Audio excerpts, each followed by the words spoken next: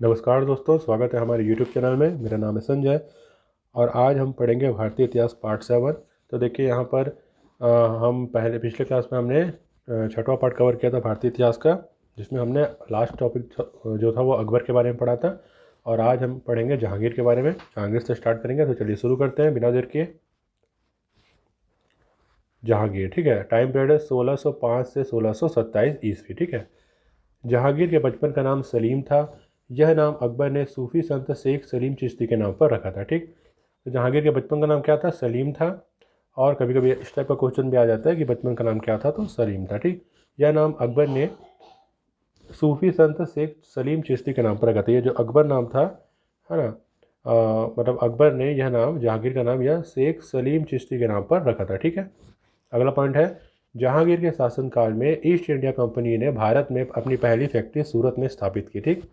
तो जहांगीर के शासनकाल में क्या हुआ? ईस्ट इंडिया कंपनी जो थी उसने अपनी पहली फैक्ट्री कहाँ स्थापित की? सूरत में, ठीक है। ध्यान रखिएगा, सूरत में अपनी पहली फैक्ट्री स्थापित की जहांगीर के शासनकाल में। क्वेश्चन बन सकता है कि ईस्ट इंडिया कंपनी ने अपनी पहली फैक्ट्री कहाँ स्थापित की? तो सूरत में।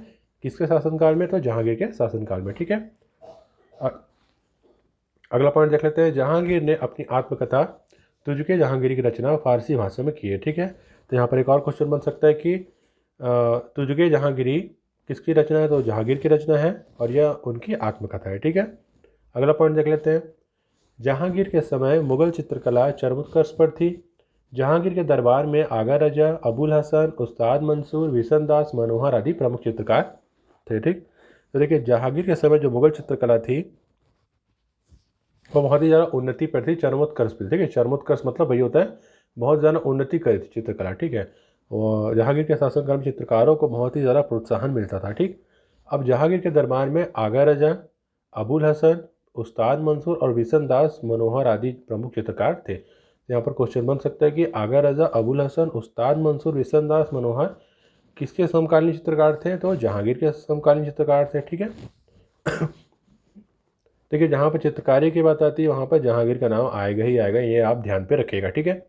अगला, यहाँ पर जहांगीर को न्याय की जंजीर के लिए याद किया जाता है, जो उसने आगरा के किले में लगवाई थी, ठीक है।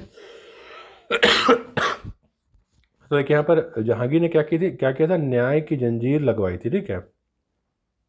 न्याय की जंजीर लगवाई थी और यह कहाँ लगवाई थी? आगरा के किले में। तो यहाँ पर देखिए, बहुत ही फेमस है ये न्याय की जंजीर जो जहांगीर ने लगवाई थी। तो क्वेश्चन बन सकता है, ठीक है, कि न्याय की जंजीर किसने लगवाई थी? तो जहांगीर ने लगवाई थी, ठीक।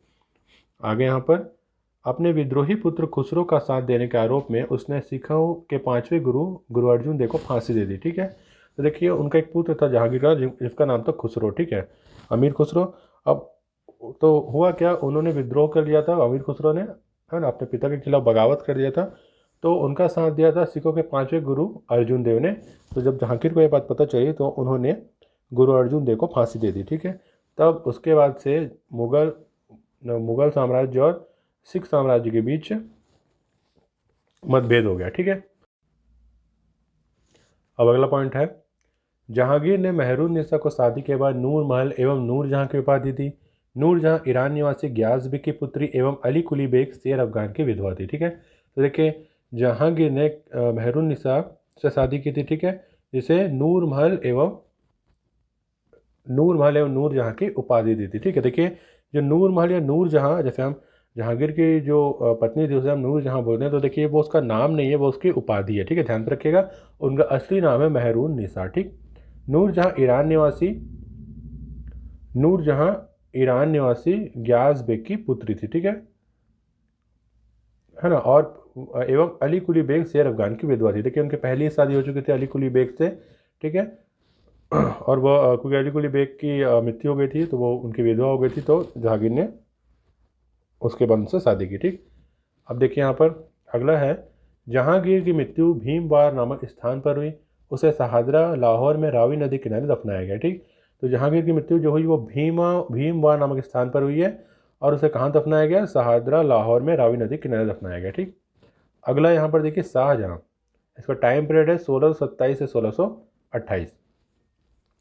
तो देखिए, शाहजहाँ का जन्म लाहौर में 5 जनवरी 1592 को मारवाड़ के मोटा राजा उदय सिंह की पुत्री जगत गोसाई के गर्भ में हुआ था, ठीक है। जन्म कब हुआ था शाहजहाँ का? तो 5 जनवरी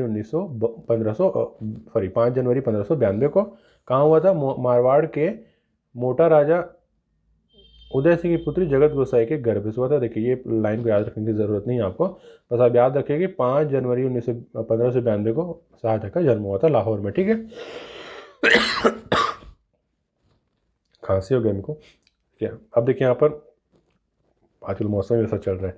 देखिए हाँ, तो यहाँ पर देखिए अगला पॉइंट है, उसने दिल्ली में शाहजहानाबाद नामक नया नगर बसाया तथा यहाँ नई राजधानी स्थापित की। ठीक है, तो शाहजहाँ ने क्या किया? शाहजहानाबाद नामक नया नगर बसाया और नई राजधानी स्थापित की, मतलब उससे अपनी नई राजधानी बनाया। तो देखिए यहाँ पर आप यहाँ पर याद रख सकते हो। देखिए शाहजहाँ और शाहजहानाबाद। ठीक है, अगला यहाँ पर देखिए, मयूर सिंहासन का निर्माण शाहजहाँ ने करवाया था।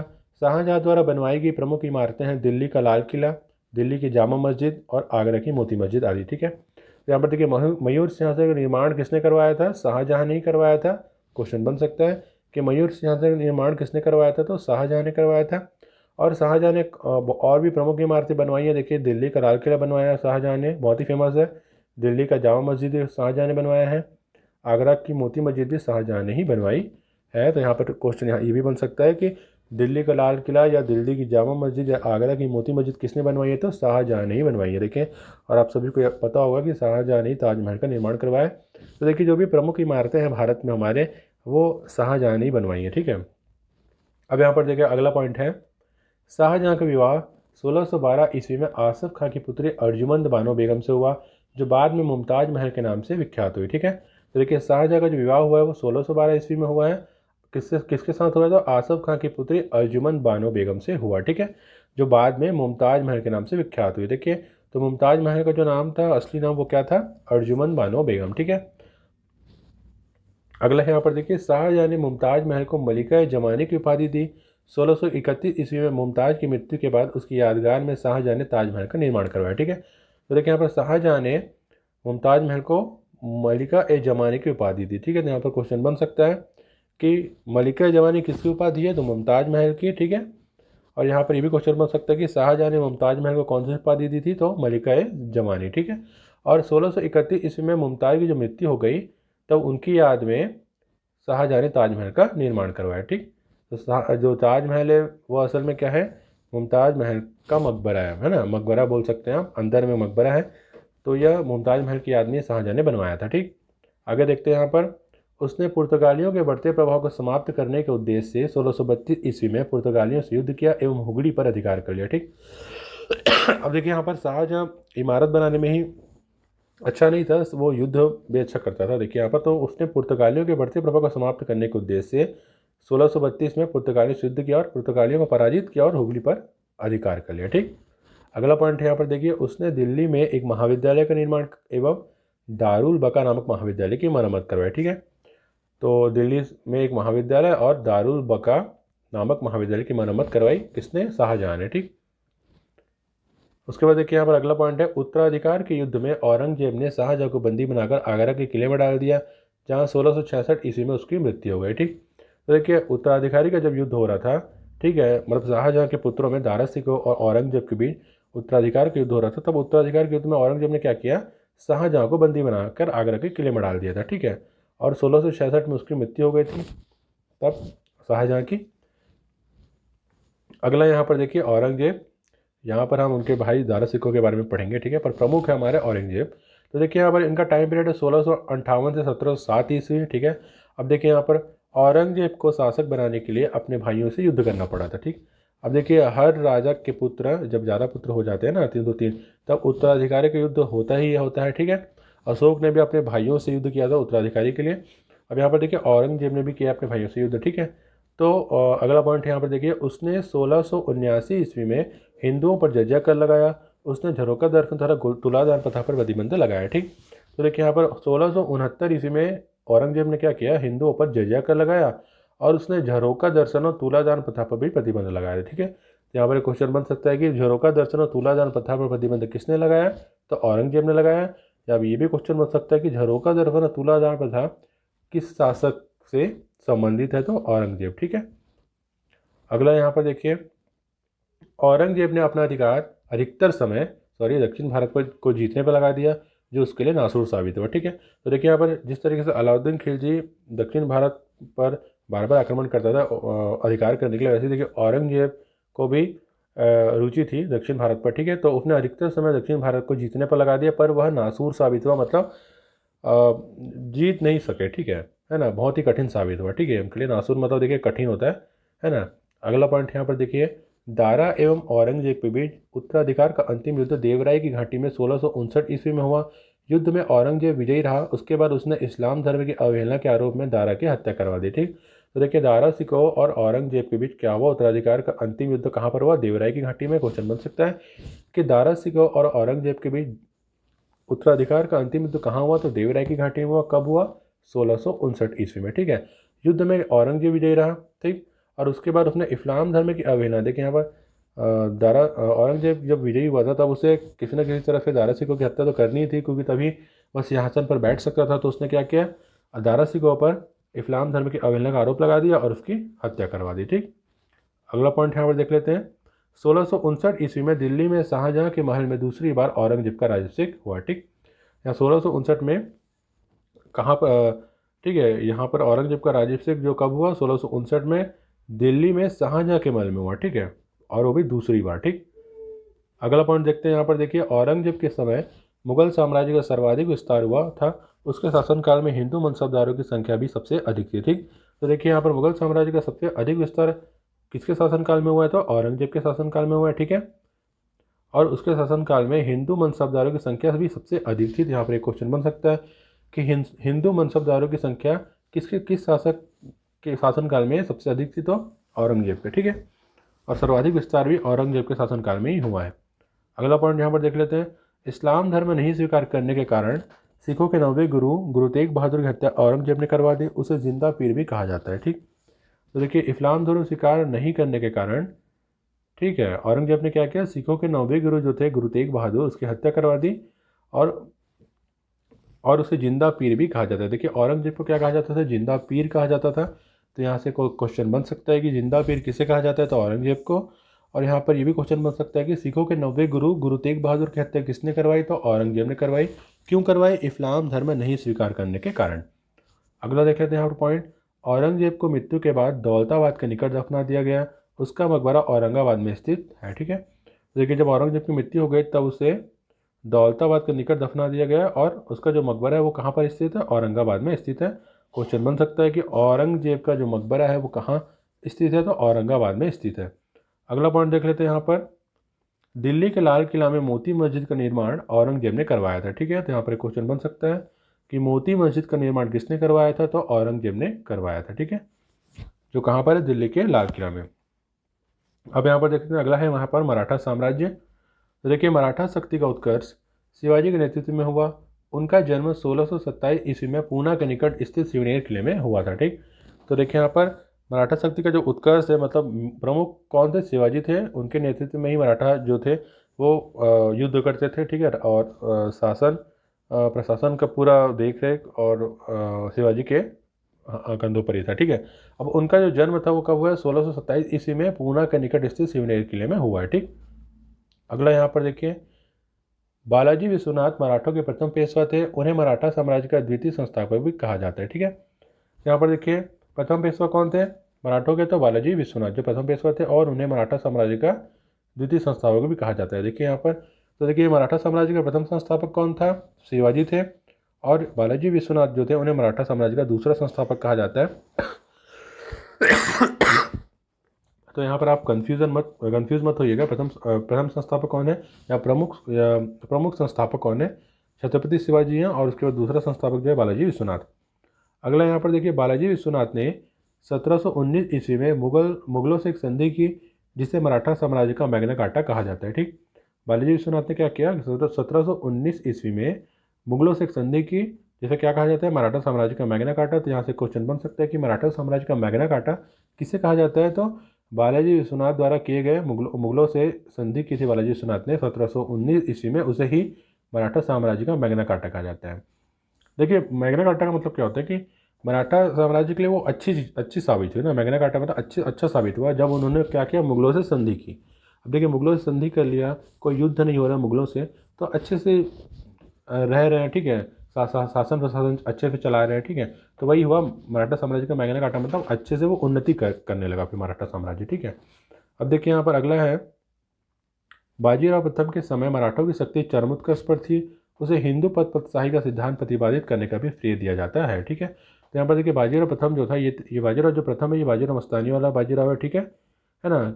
इसके समय मराठों की शक्ति जो थी वो चरमोत्कर्ष पर थी, मतलब बहुत ही ज़्यादा प्रगति करी थी मराठा साम्राज्य, और उसे हिंदू पद पदशाही का सिद्धांत प्रतिपादित करने का श्रेय दिया जाता है, ठीक है। तो यहाँ पर देखिए क्वेश्चन बन सकता है कि हिंदू पद पादशाही का सिद्धांत किसने प्रतिपादित किया या किसे श्रेय दिया जाता है, तो बाजीराव प्रथम को, ठीक है।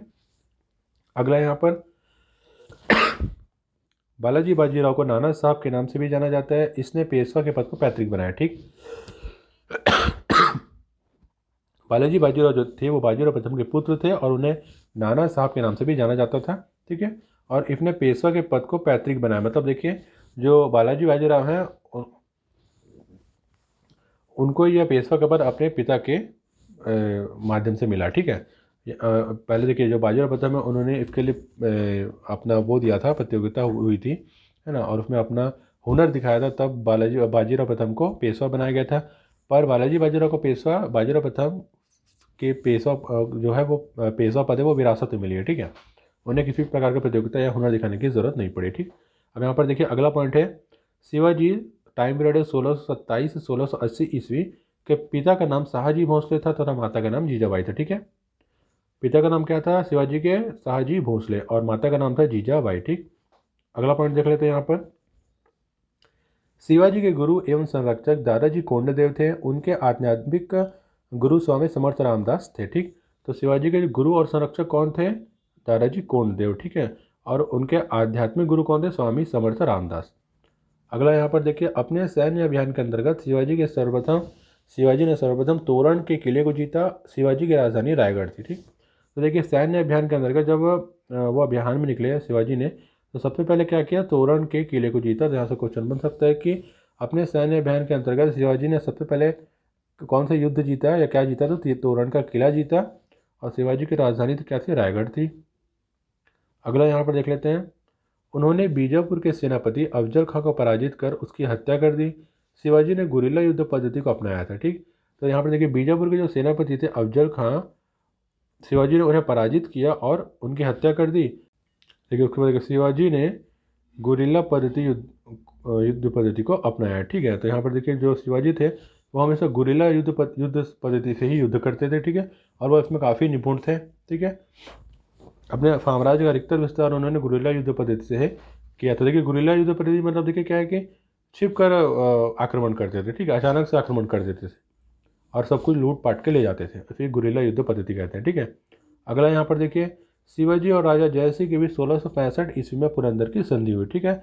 यहाँ पर क्वेश्चन बन सकता है कि पुरंदर की संधि किनके बीच हुई, तो शिवाजी और राजा जयसिंह, कब हुई, 1665 ईस्वी में, ठीक है।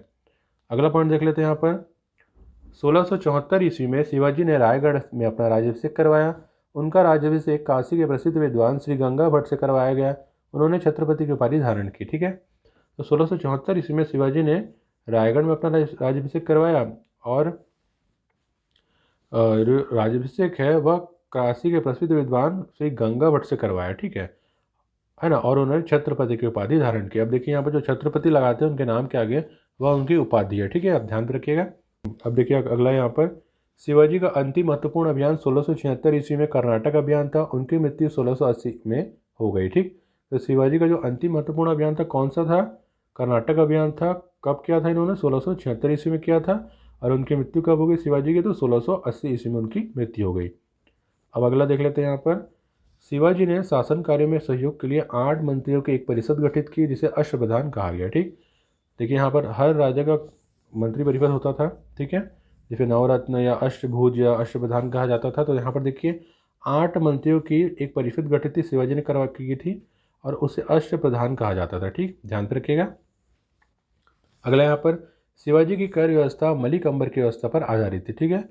शिवाजी की जो कर व्यवस्था थी वो किस पर आधारित थी, मलिक अंबर की कर व्यवस्था पर आधारित थी, क्वेश्चन बन सकता है। अब देखिए अगला यहाँ पर, बालाजी बाजीराव के समय ही पानीपत का तृतीय युद्ध 14 जनवरी 1716 ईस्वी में हुआ। इसमें अहमद शाह अब्दाली के नेतृत्व में अफगान सेना विजयी रही। ठीक, तो देखिए बालाजी बाजीराव के समय क्या हुआ, पानीपत का तृतीय युद्ध हुआ। ठीक है, तो यहाँ से क्वेश्चन बन सकता है कि पानीपत का तृतीय युद्ध कब हुआ, मतलब किसके शासनकाल में हुआ। तो बालाजी बाजीराव के शासनकाल में कब हुआ, 14 जनवरी 1716 ईस्वी में। और इसमें अहमद शाह अब्दाली के नेतृत्व में अफगान सेना विजयी रही। यहाँ पर देखिए अफगान सेना अहमद शाह अब्दाली के नेतृत्व में विजयी रही। ठीक है, अगला यहाँ पर देखिए लास्ट और इस वीडियो का लास्ट पॉइंट है, ये देखिए बाजीराव द्वितीय मराठों का अंतिम पेशवा था। 1818 ईस्वी में अंग्रेजों ने पेशवा पद को समाप्त करके बाजीराव द्वितीय को कानपुर के निकट बीदर निवासी कर दिया, जहां 1853 ईस्वी में उसकी मृत्यु हो गई। ठीक, तो देखिए बाजीराव द्वितीय क्या था, मराठों का अंतिम पेशवा था बाजीराव द्वितीय। 1818 ईस्वी में अंग्रेजों ने क्या किया, पेशवा पद को समाप्त कर दिया। ठीक है, अंग्रेजों ने 1818 ईस्वी में और बाजीराव द्वितीय को क्या किया, कानपुर के निकट बीदर निर्वासित कर दिया। ठीक है, बीदर भेज दिया, जहाँ 1853 में उसकी मृत्यु हो गई। ठीक, तो देखिए आज का यह वीडियो कंप्लीट हो गया। ठीक है, तो अगले वीडियो में हम अगला भाग पढ़ेंगे। ठीक है, आगे का पढ़ेंगे इतिहास का। तो वीडियो पसंद है तो वीडियो को लाइक कीजिएगा, शेयर कीजिएगा और हमारे यूट्यूब चैनल को सब्सक्राइब कीजिएगा। मिलते हैं अगले वीडियो में, तब तक के लिए धन्यवाद, नमस्कार।